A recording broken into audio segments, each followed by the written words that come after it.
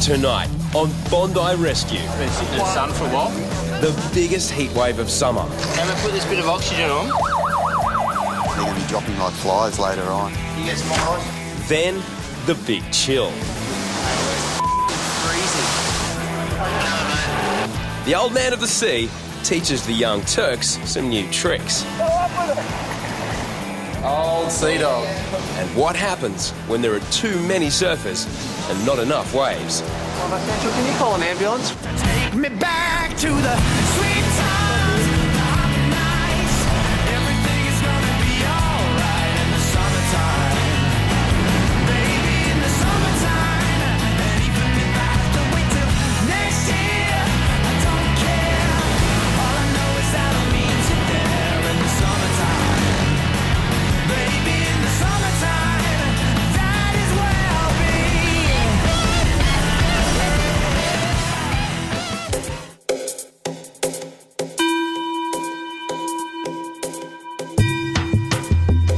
The weather has a really major part in lifeguarding.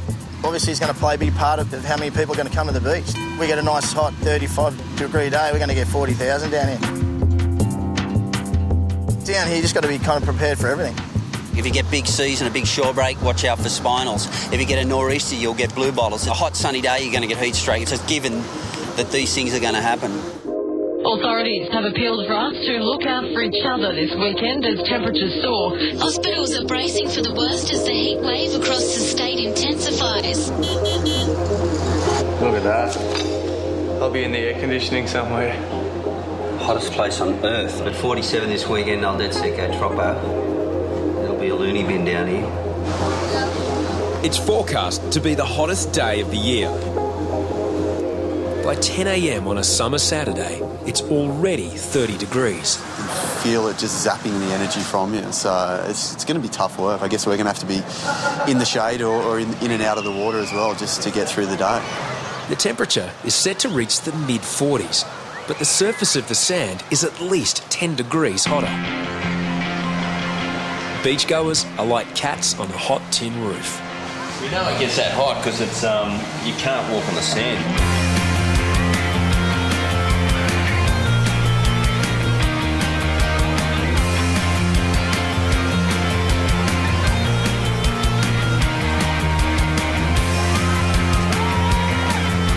Very hot. Hottest day this summer, I reckon.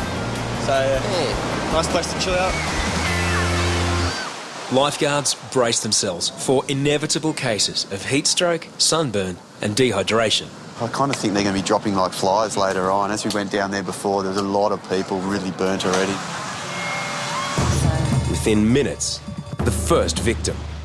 A woman has collapsed on the sand. We'll take Evan in the tower. Yeah, I'm just trying to get off the beach. We'll do that. No, it's by myself. It's okay, we can look after you. Local resident Jana had barely arrived on the beach when she began suffering dizzy spells and impaired vision. Classic symptoms of heat stroke. Hey, you got that ice, Gons? Yeah. Yeah, getting it. Just put it on the head, yeah. Do you think it was heat stroke? Yeah. Does that make you feel really nauseous? Yeah. Hey, I wasn't there long. Did your vision go a bit blurry? Yeah. Freaks me out completely. Aren't tourists the only ones that do this, no? Give us a number that we could ring? Yeah, actually, you could call my dad.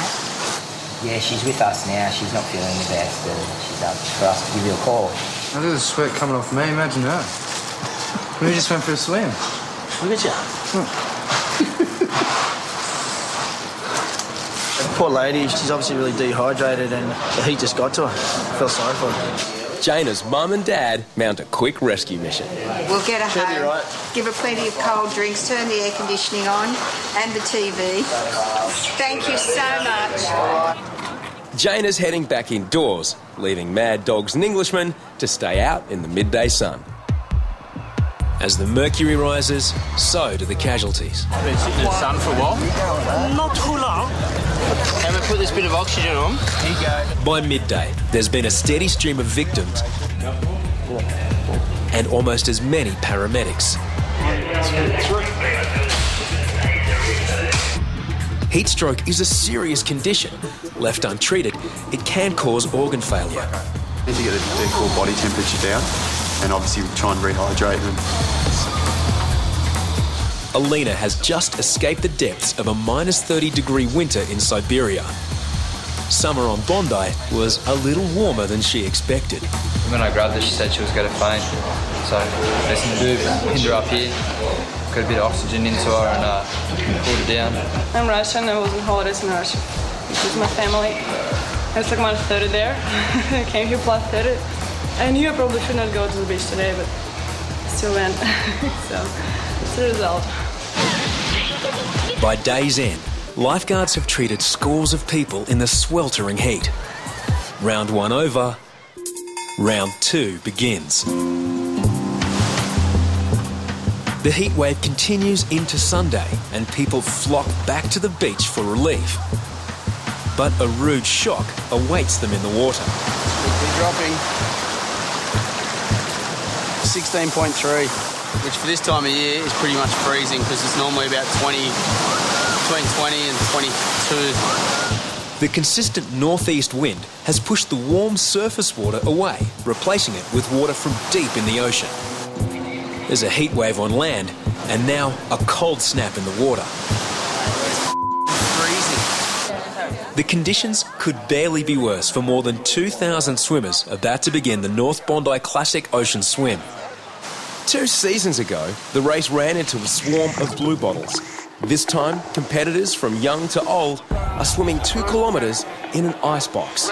It is absolutely freezing. 16 degrees. It's dropped about 2 degrees overnight with a big nor'east wind, so we'll see how we go. Hypothermia will definitely be a big issue, but skinny little guys like me are going to do it tough. Lifeguards now prepare to treat hypothermia, not heat stroke. Even Kerbox is edgy putting his toes in. It's going straight into the cold. It's like hitting an ice brick wall.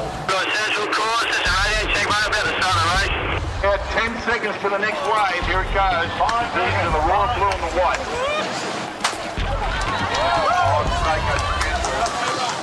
Some swimmers will take half an hour to cover the course, if they can last that long in the freezing conditions. It can affect your heart rate, it can affect your breathing, just because it's such a shock to your body.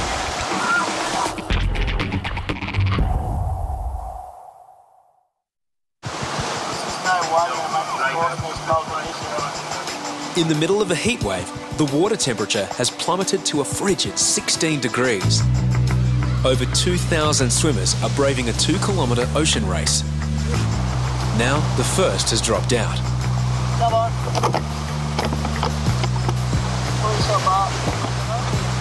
The race is like just begun, like there's not even 200 metres out and they're already pulling people in. As the cold bites, some swimmers become exhausted and disoriented.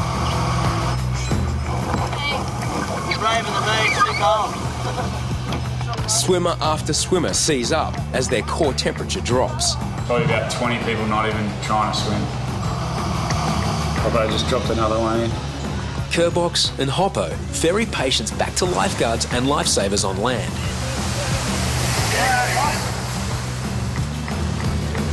Thanks, buddy. You up there? That water's freezing. You just try and get the blood circulating as best as possible, rub them down and try and warm them up, and then slowly introduce some warm fluids and stuff like that. I feel like it.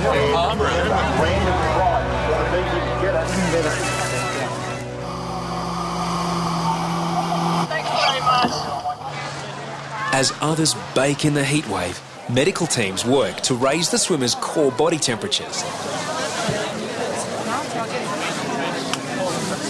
It was just freezing. I just couldn't move my legs. It was icy.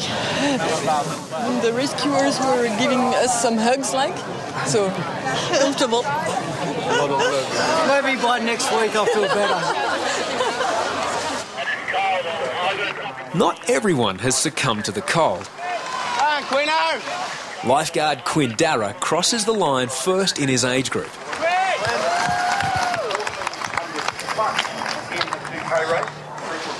By late afternoon, the air temperature is still around 40, but the heat can't last. Now Mother Nature cranks up the air conditioner. a mass southerly coming through right now.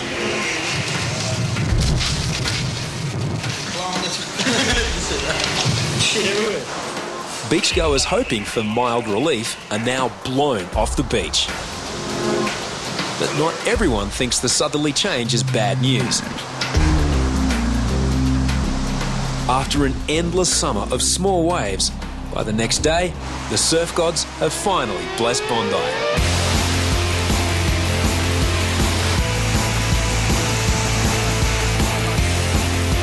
The surf is a magnet to anyone who's ever dreamt of riding a surfboard. It's my first time. My first time. Woo! Woo! Every man and his dog hits the water. Heatstroke and hypothermia are a distant memory. Now the lifeguard's biggest challenge is collisions. Well, it is quite a dangerous craft, and when you've got a large amounts of surfers together, especially the ones learning to surf, it's a recipe for disaster. This is the real wipeout. And lifeguards are left to deal with the carnage. It's been happening all day. There's that many people in the water. The actual board straight on the top of the head, contusion, it could knock a person out. The rail in the head, the same. Any head shot, imagine that in the head.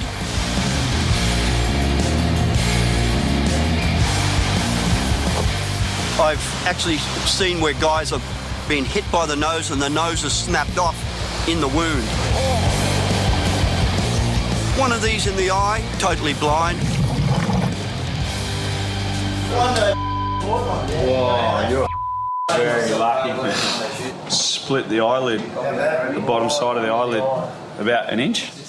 Chris was paddling out when he was run over by two beginner surfers. I looked up and the guys were paddling back out, so... Nice blokes. Yeah, we'll have a look at it now. And that's pretty quiet, so... What do you do? A lot of people don't realise that if you are beginning to surf, they hang with themselves and they want to have a laugh, but they don't realise, like, boards just go everywhere and they just hit everyone and anyone. And even if they've got leg ropes on or not, it's not really that safe, so... There's about 1 mil of skin left before it gets to your eye. Thank goodness for that. Chris heads for specialist treatment at Sydney Eye Hospital. Not everyone's seeing eye to eye with the hordes of surfers. And Bondi it's like guerrilla surfing here. They have a dangerous weapon and they paddle into an ocean full of people that could become a cropper. It may look like a free-for-all, but experienced surfers follow strict etiquette. The most basic rule, the surfer closest to the breaking part of the wave has right of way. The trouble is, we bring learners into it. It's really not their fault because no one's taught them. And I think people should be required to have 4 or 5 lessons before, or 3 lessons at least. Because what they do, they have no idea. They paddle in the wrong place, compromise waves, and actually risk themselves plus other surfers. Local surfers from the Bondi Board Riders Club aren't happy. Comes to the point when you're on the wave and there's so many people in the road, instead of looking at the wave, you've got to watch people in front of you because they're trying to learn how to surf, so they're pretty much like a floating hazard. The guy who ran me over was just some English dude. The hospital was in intensive care for 2 nights. So I had a fractured skull, had bleeding near the brain. I think it's called a subdural hematoma, and it was just a mess. Lifeguards can't limit crowds or police surfing etiquette. All they can do is mop up the casualties. Dino and Troy are called to an injured surfer on the water's edge. Where is it? In here somewhere? It's down there. If you're looking up, you can see it. It's all right. a really big cut. Put some gloves on and have a look. It looks like it's contained the bleeding. How do you feel? A bit woozy. Bit woozy. All right. What happened? I just went on top of the board. Yeah, it's just here. I stood up. It's just there. It's a really big cut. Really deep. All right, mate. Yeah. What's your name? Heidi. I'm Dean. 31-year-old Heidi is a beginner surfer invited for a wave with her cousin Steve. Lifeguards can't see how serious the injury is until they peel back her wetsuit.